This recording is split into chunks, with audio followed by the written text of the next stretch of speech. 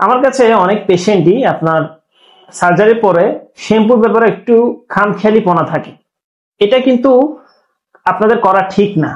কারণ যখন আপনি একটা সার্জারির সিদ্ধান্ত নেবেন, সার্জারি কিন্তু একটা বড় অ্যামাউন্টের সার্জারি। অ্যাস্থেটিক সার্জারি যেমন হেয়ার ট্রান্সপ্লান্টের কথাই বলছি, সে সার্জারিতে কিন্তু আপনার অনেক টাকাই আপনি ইনভেস্ট করেন।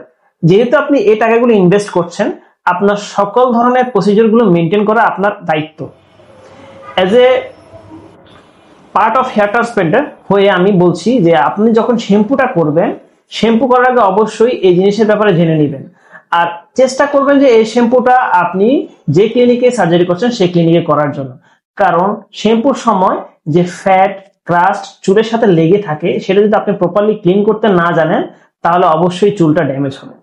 আশা করি মনে থাকবে, এবং যখনই সার্জারি করাবেন একজন যে ক্লিনিক থেকে করাবেন সেই ক্লিনিক থেকে শ্যাম্পুটা করার চেষ্টা করবেন।